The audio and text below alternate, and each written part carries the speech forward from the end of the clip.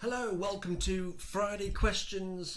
Every week I give software developers the opportunity to submit their questions. There's a link somewhere down in the description for you to add your questions, and every week I try to answer all those questions for you here. So if you want to ask a question, click on the link, submit your question, and I'll get to you next Friday. These are questions, anything related to software development careers. So without further ado, let's get on with it. Today's question is a little bit long, there's a few different points to it, so here goes. When it comes to creating my portfolio, can I add projects to it that we did during our bootcamp and maybe just spruce it up a bit? Yes, absolutely, but there's more to it than that, so we'll come back to that in a second. I've been busy trying to learn, so haven't gotten to do much in the way of projects post-bootcamp, so I don't have much to add. What sort of projects would you say are sought after and ones to see on a portfolio?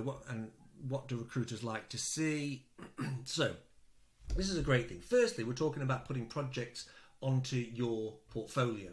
And I always tell developers that recruiters are only going to go and view the portfolio if they like what they see on LinkedIn. They always start on LinkedIn because it's all in the same format, they know what they're getting, and if there's enough evidence, if there's enough things there to inspire confidence, they're going to go and look at these projects.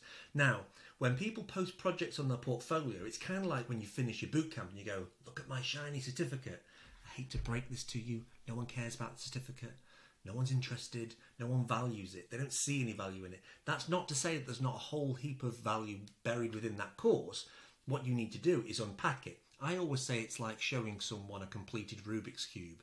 What's the value of that? If you see me resolve the Rubik's Cube in a matter of seconds or minutes in front of you, that's valuable. But just showing you a picture of a completed Rubik's Cube, did I do it? Did somebody else do it? Did I pay someone to do it? Who knows, right? So showing someone the inner working is the real value. So you have to unpack that value and show them. What those projects are doesn't really matter. No one's expecting at this stage for you to be writing the next Netflix. I'm not talking about a Netflix clone. So no one's expecting you to write this groundbreaking piece of art. What they want to see is that you're continually learning. So having these projects to show on your portfolio is one thing, but unpacking the value and having a document of your journey, showing people the daily grind, that's even more valuable. But don't put that on your portfolio, drag that back to where the recruiter lives and put it on LinkedIn. Hope that makes sense. Like I say, if anyone else wants to ask any questions, links down below. I'll see you next time. Take it easy.